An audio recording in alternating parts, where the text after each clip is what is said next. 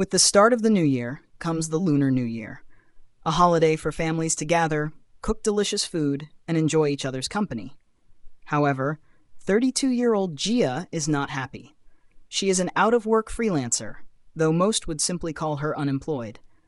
As she prepares food for the guests who have yet to arrive, her mother sits nearby, watching a cute video of her grandson. Gia grows irritated as her parents get in her way, picking at the food she has cooked before the guests even arrive. Frustrated, she suggests that, since they are eating, they should be the ones cooking. Her mother, unimpressed, reminds her that cooking is the least she can do, considering she still lives at home and does not pay rent. A short while later, Gia's younger sister, Jimin, arrives with her family. Their mother rushes to embrace her granddaughter, while Jimin's husband carries their son. Jimin, exhausted from the trip, immediately takes a seat, relieved to rest. Gia emerges from the shadows to greet her sister with an almost forced smile. She hands Jimin a floral print apron, her expression unreadable. Jimin notes that the apron suits Gia and jokingly remarks that all she needs now is to walk down the aisle. However, Gia does not find the joke amusing. Her lifeless expression remains as she insists that Jimin put on the apron and help her cook. Their mother, watching the exchange, is not impressed and lightly smacks Gia, displeased by her attitude. Gia simply wants someone else to take over the cooking, but Jimin's husband intervenes, pointing out that Jimin is already exhausted. His words carry an unspoken implication, and within moments, the realization dawns on the family. Jimin is pregnant with their third child. The atmosphere in the house shifts instantly. Excitement fills the air as the family celebrates the unexpected news. Soon after, they all gather at the table to eat. Later that evening, Gia stands outside, smoking. The cold air stings her skin, but she barely notices. Anger simmers beneath the surface, not just at her sister, but at everything. Her life, her family's expectations, and the constant comparisons to Jimin weigh heavily on her mind. As she exhales a cloud of smoke, she thinks about how her family keeps pushing her to meet someone, as if that would miraculously solve everything. Her thoughts are suddenly interrupted by an unfamiliar voice. A man, standing nearby in the smoking area, comments on how she still has the same foul mouth. He is eating a piece of plain chicken breast, an unusual sight in the designated smoking zone, which briefly confuses Gia. The man introduces himself as Minchul Jin and reveals that he used to live next door. He recalls always wearing headphones back then, as if expecting Gia to remember him. Gia narrows her eyes, trying to place him. The name is vaguely familiar, but the details remain a blur. Gia initially does not remember Minchul, but after a moment, she realizes that he used to be a scrawny gamer kid. Minchul, however, does not think he has changed that much, though Gia insists that he looks completely different. She also finds it strange that he is eating chicken breast in a smoking area. Minchul explains that he is there because his family was unhappy with him refusing to eat the Lunar New Year food, claiming it had too many calories. As the conversation continues, Gia recalls that Minchul is the same age as her, 32 years old. They used to live in the same building and were childhood friends, though not by choice. Minchul had been the shy kid who did not get along with anyone in class, but Gia sees no point in reminiscing. Instead, she wonders how he changed so much over the years. She concludes that city life must have transformed him. Now, he is an assistant manager and a programmer at a well-known company, seemingly living a stable and successful life. The comparison to her own situation unsettles Gia. Unlike Minchul, she is still living at home, constantly scolded by her parents and unemployed. The realization that Minchul is doing better than her shocks her, and she begins to sulk again. Before she can dwell on it further, Minchul interrupts her thoughts by asking how she has been. Gia avoids answering directly, and Minchul simply remarks that he has just been living. While he personally thinks he is doing fine, his parents do not share the same opinion. They have been pressuring him to get married, even going as far as signing him up for a dating service with a $5,000 registration fee. Minchul assumes that Gia is not dealing with the same issue, but she is. Frustrated with their similar predicament, she suddenly suggests that they should get married. Minchul is stunned by the idea, but Gia explains that since both of their parents are nagging them to settle down, getting married to each other would solve the problem. It would be a win-win situation. To Gia's surprise, Minchul takes her suggestion seriously and asks her father for his blessing. Before long, they are married. For their honeymoon, they travel to a tropical location. On the first night, while Gia is drinking, she finally processes what has happened. Reality sinks in. This is not a dream. She is in another country, married to Minchul. Later that night, as they get ready for bed, Minchul searches through his suitcase for something to make their first night together more comfortable. Gia, misunderstanding his intentions, assumes he is referring to something intimate and becomes flustered, insisting that she is not ready. To her surprise, Minchul simply hands her a pair of earplugs. He explains that he sometimes snores and then promptly goes to sleep. When he starts snoring, Gia puts in the earplugs and drifts off, noting to herself how practical and well-prepared Minchul is. The next day, Gia worries that their happy honeymoon could quickly take a turn for the worse if they start fighting. As she carefully selects her outfit for the day, Minchul appears in unfashionable but comfortable clothing, including socks with sandals. He impatiently asks how much longer she will take, clearly indifferent to his own appearance. When Gia questions his outfit, he dismisses her concerns, but she insists that appearances matter, especially since they will be out in public. Since their schedule is not particularly tight, they decide to go clothes shopping. While Gia does not consider herself an expert in fashion, she assumes that anything would be an improvement over Minchul's current outfit. However, she is quickly proven wrong when he emerges from the fitting room wearing a red and blue outfit with suspenders. His reasoning is purely practical. He believes the bright colors will make him more visible and prevent accidents. Trying to salvage the situation, Gia hands him a simple shirt and pants to try on, relieved when he looks much better in them. To her shock, Minchul then asks the store clerk for 7 identical sets of the outfit,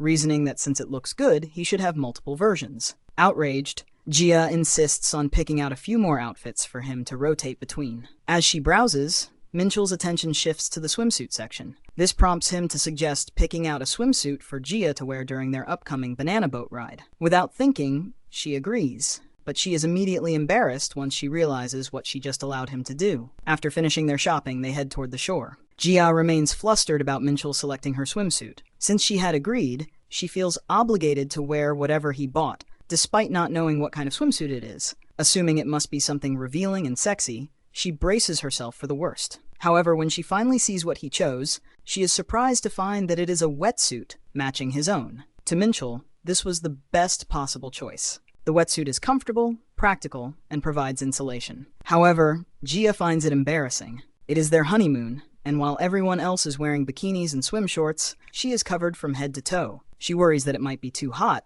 but to her surprise, the wetsuit turns out to be very comfortable. Despite her initial reluctance, she ends up having a wonderful time. They enjoy the banana boat ride, eat delicious food, and take plenty of pictures. Toward the end of the day, they walk along the beach. Gia, conscious of how expensive the trip is, wants to do as much as possible. However, Minchul notices that she looks tired and then points out an injury on her heel. She had been so caught up in the fun that she had not even realized she was hurt. Concerned, Minchul offers to give her a piggyback ride, reasoning that walking with an injured heel must be painful. Gia hesitates, thinking about their schedule, but eventually climbs onto his back. Embarrassed, she asks if she is heavy, to which Minchul responds by saying that carrying her is a good workout. Offended by his remark, she complains, but as they continue, she begins to feel a surprising sense of comfort from being carried on his broad, steady back. As the sun begins to set, Gia is struck by how beautiful the view is. She insists on taking a picture, even though Minchul is reluctant. She reminds him that they should make the most of the moment. Back at the hotel, Gia looks at the picture and recalls her sister's warning that couples often fight during their honeymoon. Yet, despite her expectations, she and Minchul have not fought at all. Instead, they had a lot of fun. Even so, she remains slightly embarrassed about being carried by him. That feeling quickly fades when she notices Minchul fast asleep. Satisfied with how the trip turned out, she finally allows herself to relax.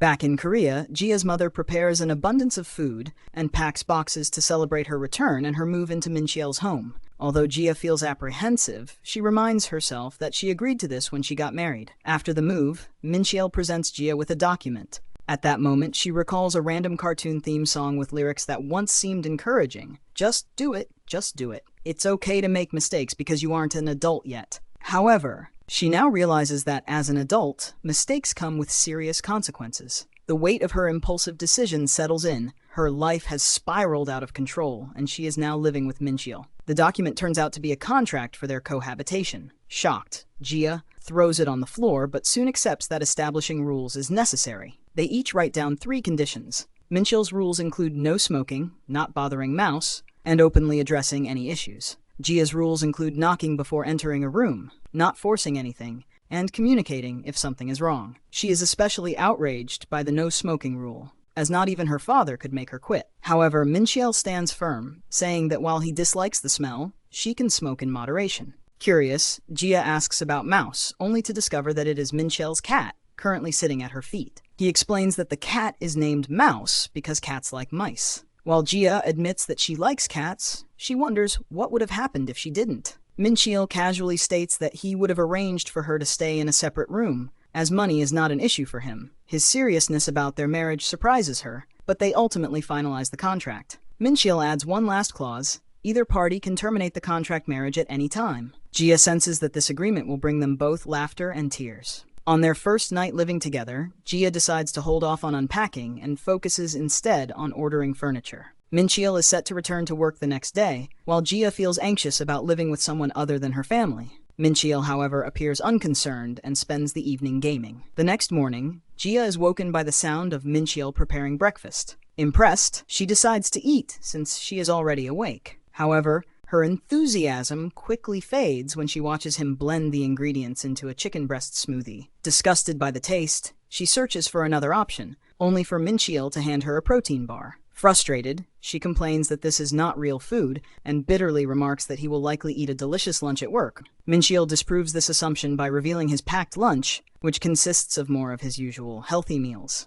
Jia looks in the fridge for something to eat, only to find it stocked with nothing but healthy food. In that moment, she gains a newfound appreciation for her mother's cooking. Seeing her disappointment, Mincheol suggests that she go out and get breakfast on her own. When Jia asks if that's really okay, he reassures her that all he needs is his smoothie. Jia has always been used to eating with her family, but she reminds herself that this is a contract marriage. After Mincheol leaves, she confidently declares that she has no intention of finding a job anytime soon, and will remain unemployed until her savings run out. Meanwhile, on his way to work, Mincheol gets into the car of his colleague, Sang-yu Choi. Sang-yu is surprised when Mincheol suddenly asks him to submit a request for 10 days of vacation. He also notices something unusual. Mincheol is smiling, which is a rare sight. Curious, Sang-yu asks if something good happened. Mincheol recalls Jia saying goodbye to him that morning, and casually remarks that it's nice knowing someone is waiting for you at home. Sang-yu, confused, presses for more details, and Mincheol clarifies that his wife is at home. Shocked, Sang-yu initially thinks Mincheol is joking until he confirms that he got married last week. When they arrive at work, word spreads quickly, and their colleagues congratulate Mincheol. He hands out souvenirs from his honeymoon. But before Sang-yu can return to his desk, manager Suyan Seo pulls him aside, clearly upset. Suyan, who appears to have harbored feelings for Mincheol, is visibly frustrated upon learning about his marriage. Sang-yu comments on how unexpected it was since Mincheol never seemed interested in women. Suyan's background is briefly summarized. Once considered a child genius, she simply wanted to settle down with a moderately decent man. However, as she climbed the corporate ladder, she remained single, struggling to find someone who met her expectations. It suddenly dawns on her that the very decent man she had been searching for was Mincheol all along. Now, with the reality of his marriage sinking in, she realizes her hopes of marrying him are shattered. All she can do now is consult with Sang-yu, who attended university with her and has earned the nickname Company Cupid for his matchmaking tendencies. Later that evening, determined to see if Mincheol is truly married, Sang-yu and Suyan decide to follow him home. As they arrive, they spot Mincheol speaking to a woman on the street. To their surprise, it's an angry Jia, smoking a cigarette.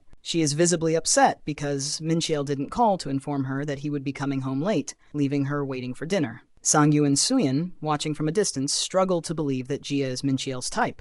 Meanwhile, Mincheol assumes that Jia is upset because she didn't want to eat with him after their disagreement over breakfast. However, Jia insists that the real issue is that he failed to communicate with her.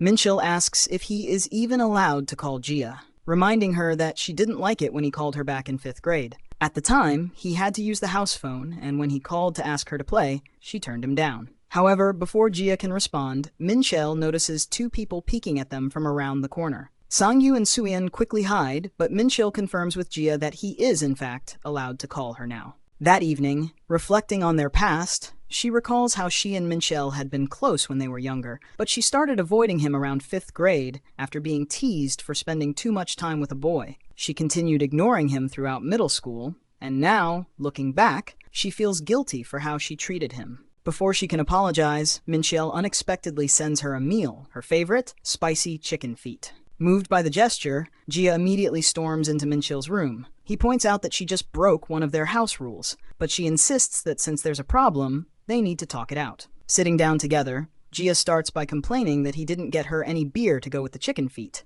Eventually, she gets to the main point. She realizes they've never had a proper conversation before, and thinks it would be a good idea to talk while they eat. She offers Mincheol a beer, but he immediately refuses, explaining that he doesn't want to compromise his fitness goals. Instead, he opts for water and asks what she wanted to talk about. Gia didn't actually plan anything specific and decides to improvise. 2 hours later, she is completely drunk, rambling about their childhood and reminiscing about the games they used to play together. Eventually, she passes out at the table. Mincheol abruptly wakes her with an alarm and tells her to go to her room to sleep, reassuring her that he'll clean up.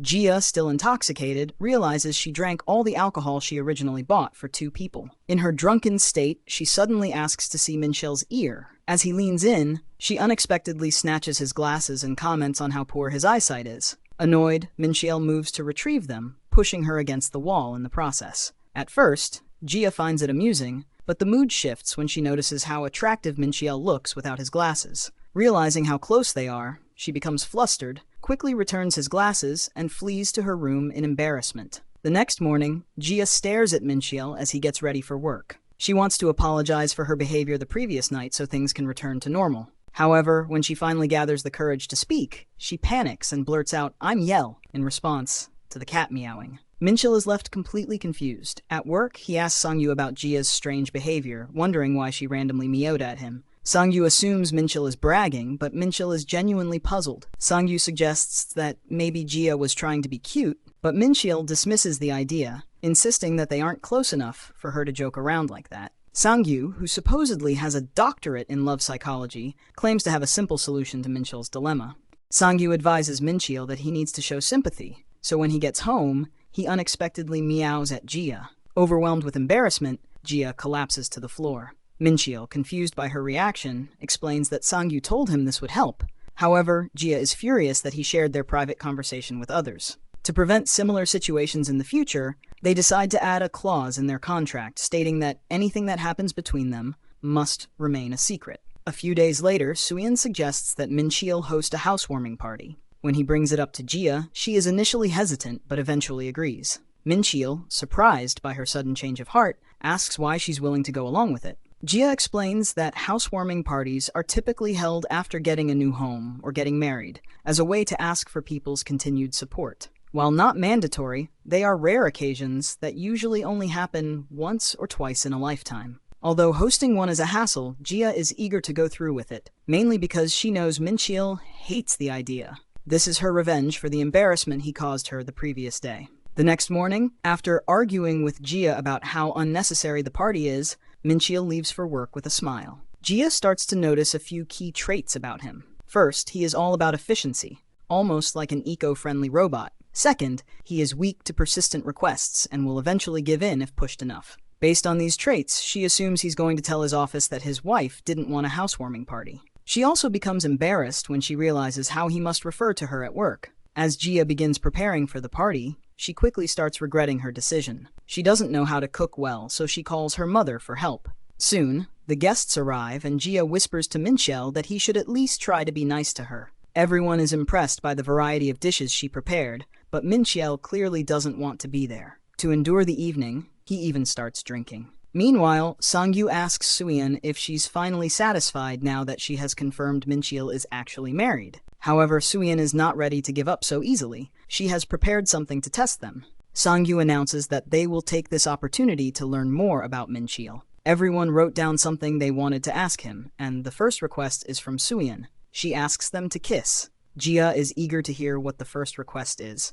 but Sangyu, sensing the tension, quickly skips to the next question instead. Gia, realizing where this is going, decides that to avoid a bigger headache, they should simply act like a happy couple for the night. The next question asks when, where, and how Mincheol proposed. If they fail to answer, they have to drink an entire glass of beer. Gia struggles to come up with a believable response, but Mincheol casually states that Gia proposed to him in a smoking area while he was eating chicken breast. Since this is actually true, Jia chooses to stay silent and simply drinks. The next question is even trickier. When and where was their first kiss? The problem is they haven't kissed at all, not even during their wedding.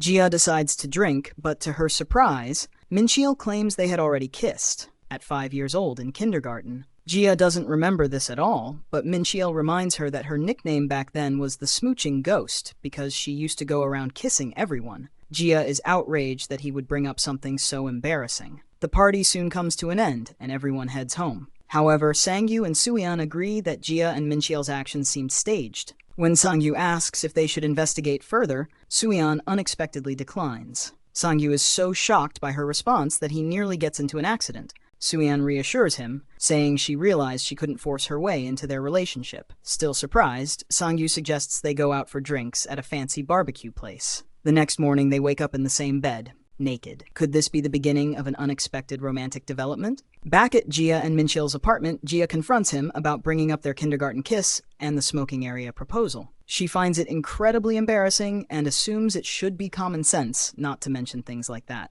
But then she remembers she's dealing with Minchil. Jia suggests they should pick another time for their first official kiss. However, before they can decide, Jia gets a call from her mom. Her mother excitedly tells her that Spaghetti Man Loses His Way was released today. Spaghetti Man is a long-running superhero movie franchise, and Gia's family has a strict rule. If someone doesn't watch a major movie on release day, whoever has seen it will spoil it for them. The competition is fierce for big films like this, and before her mom can start revealing spoilers, Jia hangs up. Determined to avoid getting spoiled, Jia insists that she and Minchil watch it immediately. At the theater, Jia is enjoying her popcorn, but Minchil seems nervous. He comments that this feels like a date, leaving Jia momentarily stunned. The movie turns out to be fantastic, and they both get embarrassed when their hands accidentally touch while reaching for popcorn at the same time.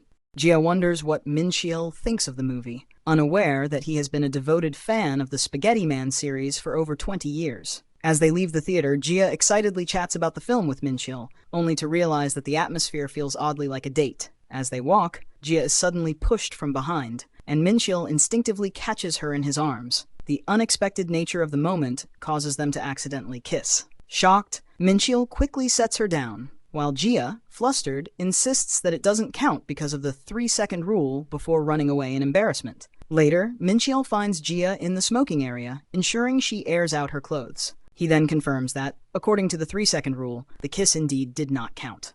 After the movie, they decide to go to lunch, but Jia can't get the image of the accidental kiss out of her head. She feels like she's overreacting, but before she can push the thought away, Minchil suddenly says he needs to get something off his chest. He reveals that the kiss actually lasted 5 seconds. Jia is stunned. Minchil then suggests they make that their official first kiss. Jia, furious and flustered, immediately runs away, unable to even look at him. Feeling too embarrassed to return home, Jia decides to stay with her sister, Jimin. When she arrives, Jimin and her husband, Jinu, are unimpressed but not entirely surprised. This leads to the 13,261st Jia Summit, a mental debate between 6 versions of Jia from different ages. After explaining the situation to herself, she decides that what Minchil said was completely out of line. She doesn't want to return to her parents' house, so staying with Jimin is the best option. Her plan works because Jimin owes her. Jia was the one who played matchmaker, giving them money for dates and even convincing them to get married. However, despite the favor, Jimin is not pleased. As a token of thanks, Jia gives her a small gift, but it does little to improve Jimin's mood. As the sisters talk, they joke about how Jimin's children take after Jia. When Jimin tries to spoil Spaghetti Man Loses His Way, Jia smugly reveals she already watched it, dodging the spoiler trap. Jimin then asks what happened with Minchil and immediately guesses that Jia ran away after a fight. Jia confirms this, leading Jimin to agree to let her stay, but only on the condition that she babysits the kids so Jimin and Jinu can go out. Jia isn't thrilled, but she has no choice. 2 hours later, Jia realizes just how hard taking care of kids is. When the doorbell rings, she assumes it's a delivery and opens the door, only to find Minchil standing there. Startled, she immediately slams the door shut, wondering why he's there. One of the children then casually mentions that if someone who looks like Minchil shows up, he's supposed to be let in because he's bringing food. Jia realizes she's been set up. While the kids enjoy their ice cream, Jia and Minchil talk. He explains that Jimin told him she was here. Jia protests, but Minchil reminds her that their contract states they need to talk things out. As she feeds the kids ice cream, while Minchil refuses to eat any, she starts thinking. She realizes the whole situation isn't actually a big deal. They're both adults, after all. Later, when Jimin and Jinu return, Jia reluctantly leaves with Minchel and heads back to their apartment. On the way home, Minchel apologizes, admitting that he should have thought about her feelings and apologized sooner. Jia, skeptical, accuses him of only saying that because he knows that's what she wants to hear. As a punishment, Jia declares that Minchel must receive a forehead flick. He immediately protests, citing past forehead flicking trauma. However, just before she delivers the flick, Jia admits why she was actually mad. She doesn't want her first kiss to be an accident. Instead of flicking him, she kisses him on the forehead and declares that this will be their official first kiss. At work, Minchil discusses with Sungyu how Jia is upset that people believe their first kiss happened in kindergarten. Minchil is worried about how to correct this, but Sungyu loudly dismisses his concern, insisting that it's not a big deal. Instead, he shifts the conversation, complaining about how exhausted he has been since the party. Minchil, confused, points out that everyone left the party laughing and smiling, so Sungyu shouldn't be this tired. Sungyu avoids the topic, but just then, Suyeon appears. The moment she arrives, both Sungyu and Suyeon become visibly uncomfortable, unable to even look at each other. When Minchil casually waves at her, Suyeon abruptly flees.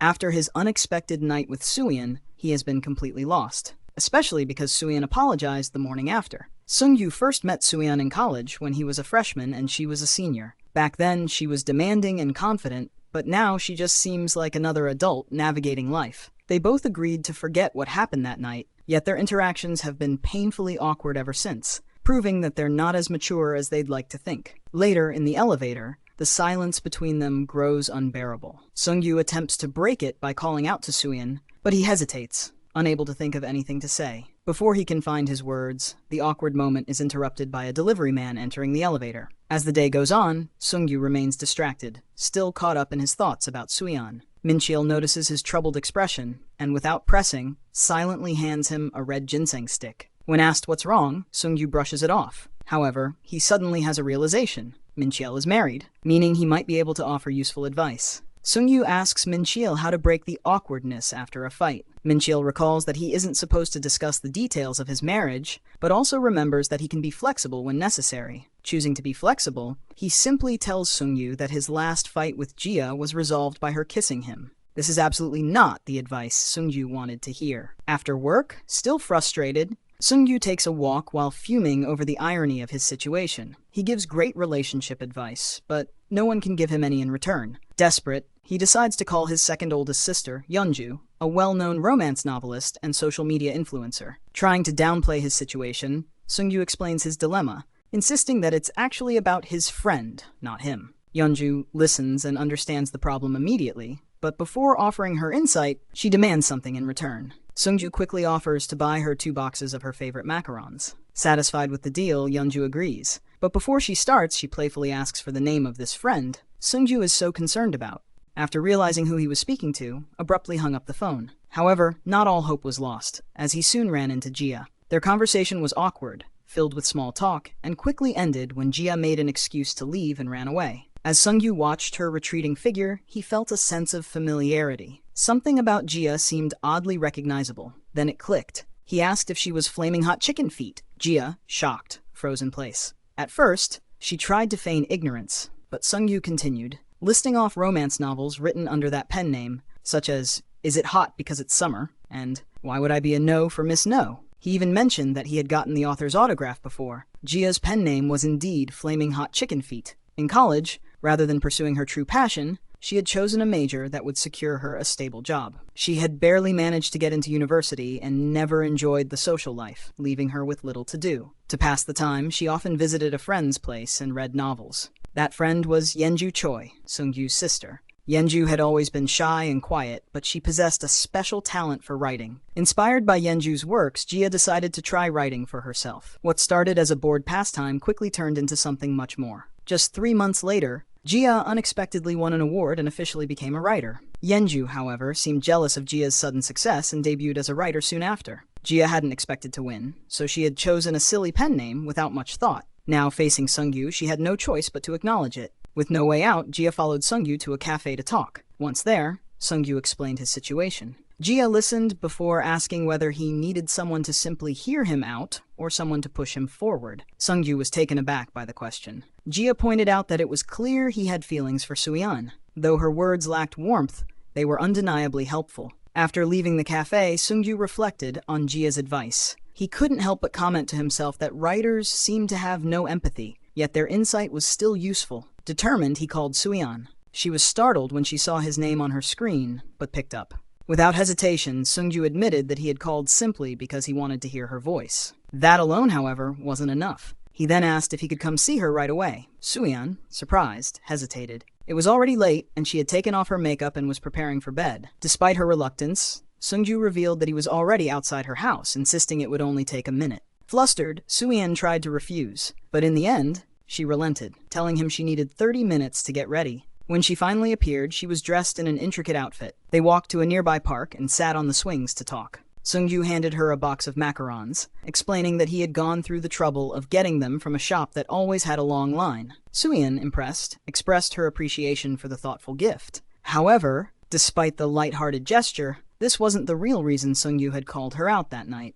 Suyeon begins to leave, thinking that Sungju has said everything he needed to say. However, Sungju stops her, insisting that they should stay on the swings a little longer because it is fun. Gathering his courage, he finally brings up the topic they had been avoiding that day. Suyeon reminds him that they had agreed to forget about it, but Sungju admits that, despite his best efforts, he simply can't. He explains that this is because it was his first time experiencing something like that. Suyeon, skeptical, denies it, pointing out that he is supposed to be a relationship expert. However, Sungju insists that it is true. He then adds that if she truly wants him to forget, she will have to tell him how. But Suyeon doesn't know how to do that. Instead, she admits that she doesn't want to forget either. The scene abruptly shifts to Mitchell's house. Jia is sitting at the table, eating macarons, when Minchel casually asks if she has gained weight. Shocked, Jia nearly chokes. She quickly denies it, only to realize that Minchel was actually talking about Mouse. Their pet feels heavier than usual. Jia speculates that it might be due to the cold weather, as Mouse could be preparing for hibernation. Minchil agrees and decides to turn up the thermostat.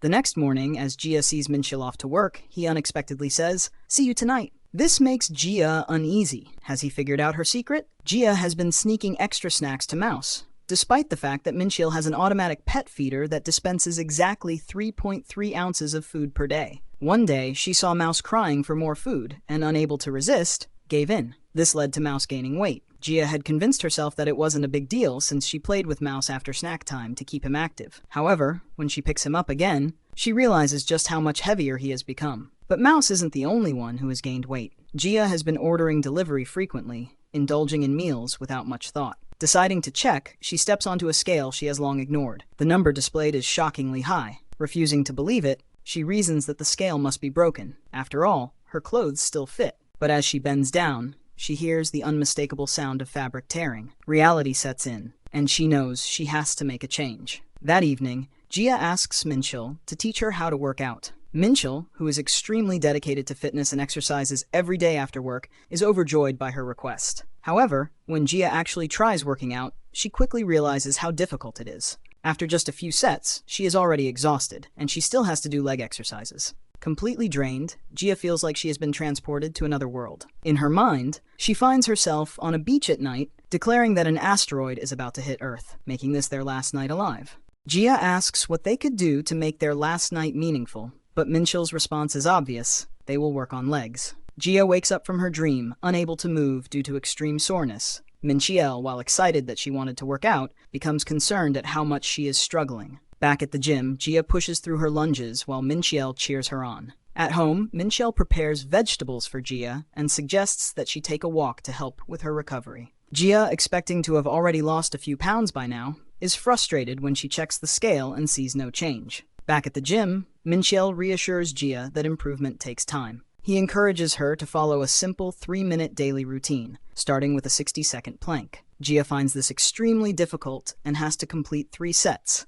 leaving her completely drained. Just as she thinks she might have died from exhaustion, she looks over at Minchil and is surprised at how much weight he can lift. He is benching 350 pounds for reps. As Jia catches her breath, a woman approaches Minchil, mistaking him for a personal trainer. Confused, Minchel listens as the woman asks for help using the machines. He agrees to demonstrate, and Gia is shocked as she watches the interaction unfold. The woman continuously touches Minchel as he teaches her proper form for squats and other exercises. Suspicious, Gia quickly realizes that the woman is exaggerating her struggles, pretending to be clumsy and inexperienced. Then she boldly declares that Minchel is her type and invites him out for coffee. Shocked, Gia wrestles with the idea that she isn't supposed to interfere in Minchel's personal life. However, before she can stop herself, she loudly calls out to him. Minchel swiftly declines the woman's offer, casually revealing that he is married and pointing out Gia as his wife. The entire gym falls silent in shock, and the woman flees in embarrassment.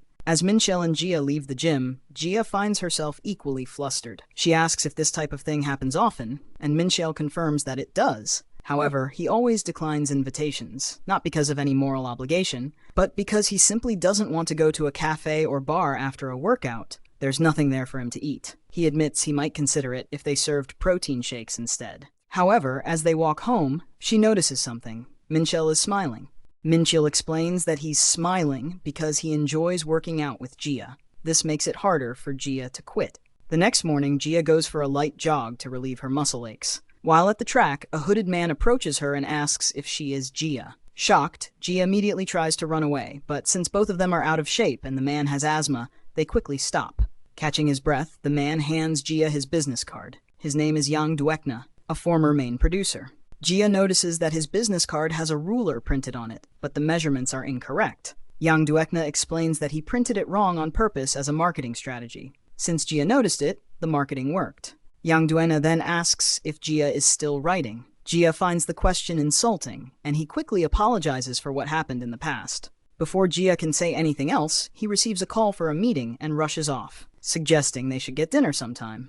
After he leaves, Gia crumples up the business card and resumes her jog. Later that evening, Gia returns home to find Minchel puzzled. He questions why they are eating dinner by candlelight, dressed in fancy clothing, with formal cutlery. Gia explains that she wanted to mix things up since they eat the same meals every day, but Minchel looks uncomfortable, making her feel bad about the situation. After dinner, Gia sits in her room, feeling anxious about how she keeps running into people from her past. A sudden knock on her door interrupts her thoughts. When she opens it, she finds Minchel standing there in a suit. He asks for a dance. Gia tries to close the door, but Minchel blocks it. She eventually gives in, and they sit together on the sofa. Minchel explains that she was acting strangely, so he wanted to cheer her up with a dance. Confused, Gia listens as Minchel says that this is what people do in movies. Gia finds the gesture romantic, but asks what kind of movies he's referring to. Minchel enthusiastically responds, Bollywood movies. He explains that in those films, people dance all the time, even when they are sad or in the middle of gunfights. Minchel continues, saying that doing something alone might seem weird, but when you do it together, it becomes fun. Since the situation was already unusual, they might as well embrace it. Gia bursts into laughter, remembering that she once said something similar. Gia then suggests something even better than dancing. Instead of staying in, they head to a barbecue restaurant where they enjoy pork belly and soju. Minchel comments that they could have gone somewhere elegant with candles since they were already dressed up. However, Gia points out that there is fire right in front of them at the grill. She adds that dressing up and going to a fancy restaurant is normal, but wearing fancy clothes to a barbecue place is weirder, and therefore, more fun. At the barbecue restaurant, Gia picks up a leafy wrap and playfully tells Minchel to say, "Ah!" Minchel protests, but Gia insists he play along. Reluctantly, he opens his mouth, only to realize too late that Gia had hidden spicy peppers inside. His exaggerated reaction makes Gia laugh. After their meal, they head to a karaoke bar. Gia is having the time of her life. She never expected that doing something considered weird could be so exciting. However, she ends up having too much fun and gets embarrassed. Minchel, on the other hand, remains unfazed, simply enjoying the moment without a hint of self-consciousness. As the night winds down, Gia thanks Minchel for spending time with her. Minchel is confused by her gratitude. Gia reassures him that she'll repay him for the night and suggests they head home. But just as they are about to leave, Minchel suddenly grabs her hand. He asks why Gia always gets the last word and says that he has something to say. He gently places his hand under her chin, tilting her face upward as if preparing to kiss her. In that moment, Gia's mind flashes back to when she was 10 years old, watching a drama series. It was then that she discovered kissing was embarrassing. She had asked her mom why people kissed if it was so awkward, and her mom had simply replied that sometimes those moments happen out of the blue. At the time, Gia hadn't understood, but now she does. As she puckers her lips, preparing for the kiss, Minchiel abruptly does something unexpected. Instead of kissing her, he plucks a loose thread from her neck that had been bothering him. Gia is furious. Without hesitation, she grabs Minchiel by his tie and kisses him. Minchiel is momentarily stunned, and Gia casually brushes it off, saying it was just complimentary. She adds that she did it simply because she wanted to. Later, in the bathroom, Gia is overwhelmed with embarrassment. She kissed Minchiel in a public place, and her excuse was nonsense. Meanwhile, in another bathroom, Minchiel washes his face, just as lost in thought. Gia doesn't understand why she acted on impulse. As she recalls key moments from their marriage, she suddenly laughs, coming to a realization. In a dream, she sees multiple tiny versions of herself appearing around them, critiquing the kiss. The small Gia-like figures demand that they do it properly, insisting that a real kiss requires more passion. "You have to stick your tongue in their mouth and move it around," they exclaim. Gia, flustered, confirms that she had done just that. The tiny figures demand they try again, and this time Gia and Minchiel share a deeper kiss. But just as things intensify, Gia abruptly wakes up. She is shocked. She just had a dream about kissing Minchiel. Still flustered, she walks to the bathroom. However, the moment she opens the door, she freezes. Minchiel is there, fresh out of the shower, looking effortlessly attractive. Embarrassed, Gia quickly turns away. Minchiel, noticing her discomfort, asks if she's in a bad mood. Unable to admit the real reason for her distress, Gia mutters that she just had a bad dream. The next morning, Gia remembers their dinner from the previous night and slams her head on the table in embarrassment. When Minchiel asks if she's okay, she quickly covers it up by saying there was a mosquito on the table. Gia convinces herself that she's a victim of the suspension bridge effect, the phenomenon where feelings of excitement towards someone increase during moments of anxiety. She concludes that what she's feeling is simply a misinterpretation, not genuine emotions. Minchiel kneels to her level, concerned. He asks if she's sick, but Gia, flustered by how close he is, quickly reassures him that she's fine. Relieved, Minchiel prepares to bring up last night's kiss, but before he can say anything, Gia abruptly leaves. Later at work, Sungyu notices that Minchiel is wearing mismatched socks and jokes that he must have had a hectic morning. Minchiel even absent-mindedly throws out the full instant coffee packet instead of the wrapper. As he drinks his coffee, he finds himself recalling the kiss with Gia, unsure of how to process it. That evening, Minchiel and Gia head to the gym. Their interactions are noticeably awkward. The kiss was just an accident, but Gia still feels uneasy. She assumes Minchiel isn't affected at all,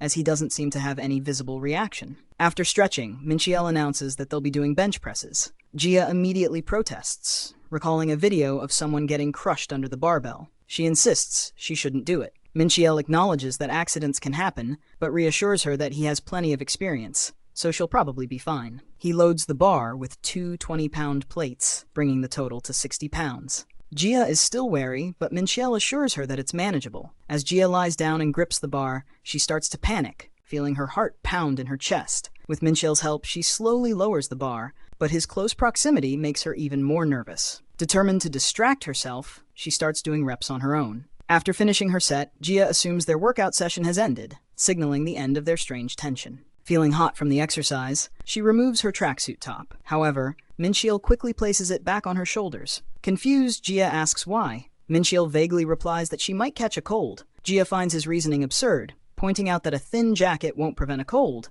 If it could, everyone else in the gym would be freezing. She then notices Minchiel looking away and realizes something. Playfully, she asks if he's bothered by her clothing being too thin. Without responding, Minchiel suddenly takes off his own shirt. Shocked, Gia tries to stop him, but Minchiel turns the question back on her. If his actions bother her, why shouldn't hers bother him? He then quietly adjusts Gia's jacket back into place. On their way back, Minchiel remains silent. Gia recalls that he has always been this way. When they were kids and she hurt her leg, Minchiel insisted on carrying her home, even though he was shorter than her at the time. What should have been a 20-minute walk took them 2 hours, but Minchiel was happy about it. Back in the present, Minchiel finally speaks, telling Gia that she did a good job and to keep it up tomorrow. Gia, feeling content, grabs his hand.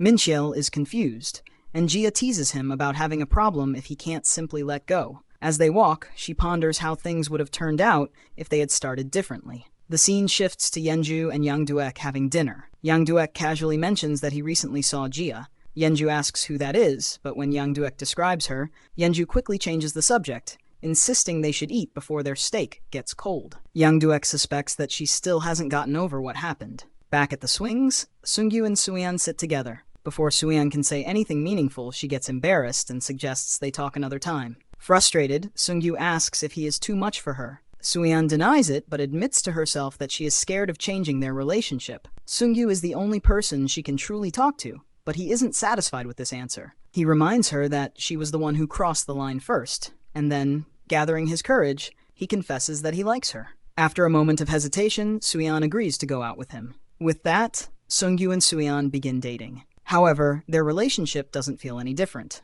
Their car rides are awkward, and at the office, Sungju remains focused on his work, not even taking lunch with Suyeon. After work, they say goodbye and exchange texts, but the routine repeats, feeling no different than before. Sungju realizes that something needs to break the pattern, and Suyeon comes to the same conclusion. Suyeon decides to text Sungju first, asking if he has a sec, but she accidentally misspells it, causing confusion. She quickly tries to correct it, but clicks the wrong letter again, making her mistake worse. Embarrassed, she panics as Sungju calls her. When she answers, Sungju calmly asks if she meant to ask if he had a second to talk, reassuring her that he does. His patience and consideration catch Suyeon off guard, and she falls silent. Sungju starts to think he messed up, but then Suyeon finally confirms that she did mean to ask that. They make small talk, but Suyeon still doesn't have the courage to say anything serious. Instead, she yawns. Sungju unexpectedly compliments her voice, which flusters Suyeon. Just before she can hang up, he suggests that they go on a date. Suyeon, surprised, hesitates. Sungyu insists, even suggesting they go now despite it being 11:38 p.m., saying he wants to see her right away. Suyeon, annoyed, points out that it's rude to show up unannounced when she isn't prepared. They eventually agree on a later date. On the day of the date, Suyeon arrives wearing a trench coat, a hat, a mask, and sunglasses to avoid being recognized. They decide to go to the movies, believing the chances of running into someone they know are low. However, as fate would have it, they run into Ja. Their exchange is awkward at first, but then Ja notices Suyeon. The realization dawns on her. Sungyu had asked her for advice before, and now she understands that it was about Suyeon. He had succeeded.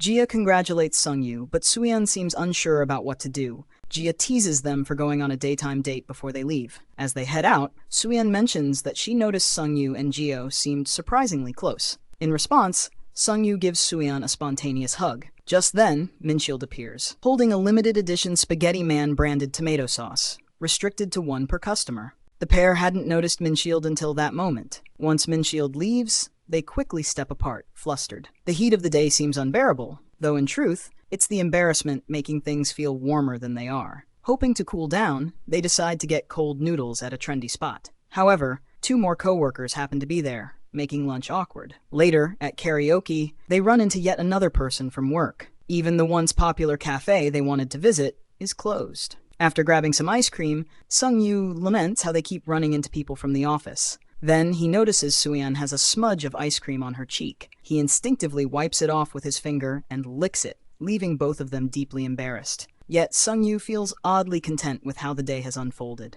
As the day winds down, neither of them wants to say goodbye, even though they've done everything they had planned. Sungyu suggests they should start heading back, and Suyeon agrees. But suddenly, they find themselves in front of a motel. Sungyu is struck by its size and momentarily loses his composure, grabbing Suyeon's hand and pulling her inside. To Suyeon's surprise and relief, they end up in an arcade, not a motel. Sungyu misreads her flustered expression and assumes she's disappointed they didn't actually go into the motel. In truth, she's just embarrassed that her thoughts had wandered in that direction. Still unsure of what to do, Sungyu spots a fox plush in a claw machine and remembers that Suyeon once expressed interest in it. Although she denies it, he insists she spent nearly $50 trying to win it before. Determined to make it up to her, he vows to win the plush. After spending $120, the arcade owner takes pity on them and gives them a similar-looking fox. Sungyu feels defeated, believing the date has been a disaster, interrupted at every turn and far from peaceful. As they arrive at Suyeon's home, he apologizes for the chaotic first date.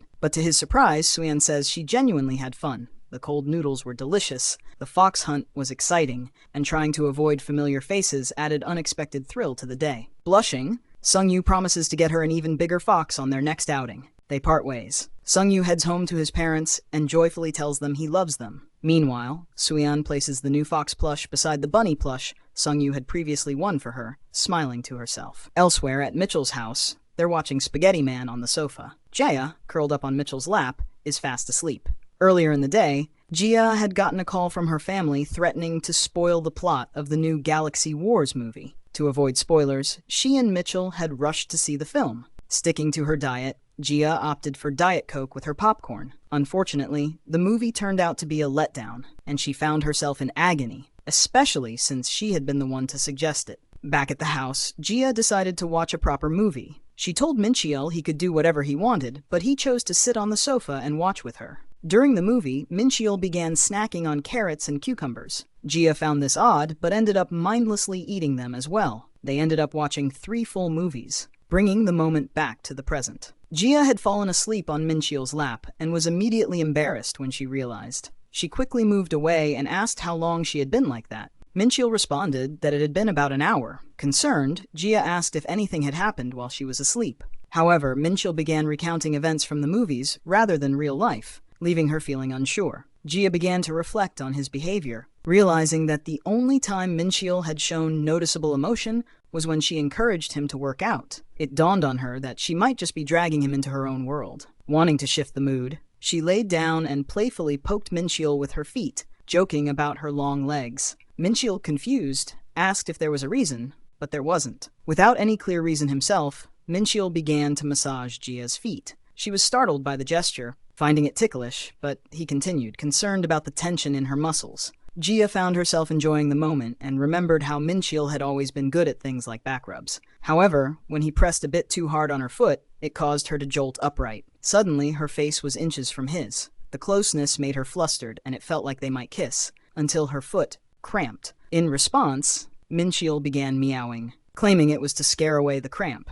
Gia, now washing her face, couldn't help but reflect on how she always seemed to be the one getting embarrassed. But that wasn't the real issue. What troubled her more was how close they had come to kissing. Everything had been lining up, and it would have happened if not for the cramp. What stood out most was that Minchiel didn't seem to oppose the idea. Gia wished he would take the initiative just once, but she acknowledged that he was often completely oblivious. Suddenly, Gia noticed a bitter taste in her mouth and thought it was cucumber, but she distinctly remembered not eating any during the movie, as she didn't like them. That left only one explanation. Minchiel must have kissed her while she was asleep on his lap. The next day, just before Minchiel left for work, Gia asked if nothing had truly happened the night before. Minchiel insisted that nothing had, but when Gia pressed further, he grew embarrassed and quickly left. That reaction confirmed it for Gia. Something had indeed happened. She decided she would tease him about it over the next few days. However, Minchiel began to avoid her entirely. Gia respected his need for space, but the way he shut down all communication was unexpected. After a few days of being ignored, Minchiel even texted that he wouldn't be going to the gym. Shocked, Gia began typing a long message to confront the situation, but before she could send it, Minchiel called her. She immediately left for a bar to meet him. When she arrived, Minchiel was already there, fast asleep on the table, and Sung-Yu sat nearby, crying into his drink. Gia believed they were both extremely drunk. Gio noticed that Minchiel's face had turned red from drinking too much and quickly realized that Sung-Yu was likely the reason behind it. When Gia confronted Sung-Yu, he explained that Minchiel had insisted on drinking. Sung-Yu also mentioned that Minchiel hadn't been acting like himself for the past few days, making frequent mistakes. He wondered if Gia and Minchiel had a fight recently, perhaps even during the taxi ride home. Gia reflected on the question as Minchiel, clearly intoxicated, leaned on her and asked if she was there. In his drunken state, he attempted to kiss her, but Gia refused. Minchiel then recalled something she had once said about kisses being the decision of the person giving them. Gia denied this, clarifying that what she had actually said was that a kiss is a complimentary service, though she realized it sounded much the same. Despite Gia's attempts to downplay the situation, the taxi driver asked if they were newlyweds. Embarrassed, Gia became aware of how much they resembled a couple. The driver then commented on how much Gia's husband must love her, which brought back the forgotten reality that Minchiel was, in fact, her husband. When Gia muttered that Minchiel was a thorn in her side, the driver assumed they had just argued. Deciding it was best not to return to Minchiel's apartment, Gia directed them elsewhere. Minchiel eventually woke up to find himself and Gia inside a Ferris wheel cabin. Gia had obtained all access passes to an amusement park, and since the park was nearly empty, they were allowed to ride as many times as they wanted. When Minchiel tried to get off, Gia stopped him, explaining that they needed to talk. She believed his excessive drinking was because of her and reminded him that their contract required them to resolve conflicts. Although she had tried to open up earlier, Minchiel had avoided her, possibly because of the difficulties she had been facing. Gia insisted he owed her this moment of honesty. As the Ferris wheel continued, an event sponsored by the amusement park began, prompting their first round of Truth or Dare. Minchiel was hesitant, but Jia explained the rules. He would either answer the question truthfully or receive a light punishment, a flick to the forehead. Lying would end the game. Mincheol, reluctant to be flicked, seemed uncomfortable, and Jia was reminded of a time she had kissed his forehead. Still, Mincheol remained unwilling, believing the game made a fool of people. Jia reassured him, explaining that she wouldn't lie due to a painful memory involving someone named Yenju. She urged Mincheol to take this opportunity to ask anything and even flick her if she lied. Eventually, Mincheol agreed. They played rock, paper, scissors to decide who would go first, and Jia won. Her first question to Mincheol was whether he liked her. Embarrassed, he couldn't bring himself to answer in time, and Jia flicked his forehead. When it was Mincheol's turn, he asked if Jia liked him. She shyly responded that she didn't not like him, clearly flustered. Confused, Mincheol tried to follow up with another question, but Jia stopped him. As the next round began, Jia asked a more serious question. She said that after watching a movie together, she could still taste cucumbers, despite not eating them. She pointed out that Mincheol began avoiding her after that night, and asked if he had done something while she was sleeping. Mincheol is left speechless by Jia's question. She continues, pressing him further, asking if he had kissed her that night. Determined to get the truth, she insists there's no point in avoiding the topic. They're going to stay on the Ferris wheel until she gets an answer. Mincheol finally responds, saying that he didn't kiss her. Jia ends the game immediately and declares that he's lying. Reluctantly, Mincheol admits that he did kiss her that night, but not on the lips. He kissed her forehead. He explains that the reason she tasted cucumbers was because he had put his finger on her lips after eating cucumbers at the bar. He confesses that he was looking at her while she slept, and it just happened. Jia is confused and slightly disappointed, wondering why everything had become so complicated over something so small. Mincheol apologizes, but Jia's reaction suggests she had hoped for something more. He apologizes again, but this time says he's sorry for what he's about to do. As fireworks explode in the night sky, Mincheol suddenly kisses Jia on the lips. She's shocked that he is the one to initiate the kiss. However, the taste is bitter. He had eaten cucumbers at the bar earlier. Jia quickly pulls away due to the flavor, but before she can say anything, Mincheol passes out again. Jia struggles to get him off the Ferris wheel. Later, they both come to refer to this chaotic evening as the first great drinking apocalypse. As a result, they update their contract to include a new rule: no kissing after eating cucumbers. The next morning, as Mincheol leaves for work, he mentions that he expected Jia to be more upset. He then casually points out that since he can't kiss her after eating cucumbers, he technically can when he hasn't. Jia promptly demands he leave for work. At the office, Mincheol apologizes to Sung-yu for the events of the previous night. Meanwhile, Jia is at home vacuuming when she gets a notification on her phone. Her stock portfolio has dropped significantly. She is devastated. Though Jia is a freelancer, she doesn't need to work. Her lifestyle is supported by substantial royalties and stock dividends. At least that was the case. Now, with a loss of 9.28%, she suspects the stock app might be malfunctioning. She convinces herself it's temporary. After all, the market has dipped before and always recovered. Selling, she believes, is for beginners. 4 days later, her losses have grown to 18.18%. Mincheol begins to notice her mood and behavior changing, growing concerned. Then, news breaks of a prominent businessman going through a divorce. Jia panics and sells her stocks. The next morning, the stock rebounds, increasing by 12.3%. Enraged, Jia starts cursing the businessman for her impulsive loss. Deciding she needs a break, she heads out for a meal to cool off. While eating, Jia has a revelation. Buying stocks when they're down is like getting them at a discount. Unfortunately, this sparks a pattern where she continues to buy high and sell low, compounding her losses. She finds herself at the gym trying to distract herself, but her portfolio has now fallen below her original investment. Mincheol, seeing her frequently glued to her phone, asks if she's working out. Jia confirms she is. He also wonders if she's been playing a game on her phone, as she always seems focused on it. Not wanting to worry him, Jia lies and says she's been watching a show. After their workout, she checks her portfolio once more, only to find it has sunk even further. Unable to bear the sight of it any longer, she deletes the app entirely. Later that day, a new scandal involving the businessman broke, causing the stock to plummet even further. Jia realized that she should have sold her stocks earlier, but she clung to the logic that if she never actually sold them, she hadn't truly lost anything. In her mind, this was perfectly reasonable. Just then, Mincheol appeared. He looked serious and asked Jia a question that caught her off guard: whether she liked someone else. Jia was shocked and quickly denied it. Mincheol explained that he had seen a video about married couples and how sudden changes in behavior could be a sign of emotional distance or infidelity. Jia remained confused until she began to reflect on her recent actions. She realized, with growing unease, that she had indeed checked off many of the boxes for suspicious behavior. Minxiel brought up the fact that she had lied at the gym, saying she was watching a show. He pointed out that she usually shared fun or interesting things with him, so the fact that she hadn't mentioned the name of the show felt unusual. Understanding how it might have looked from his perspective, Jia decided to come clean. She told Minxiel the truth about her stock losses.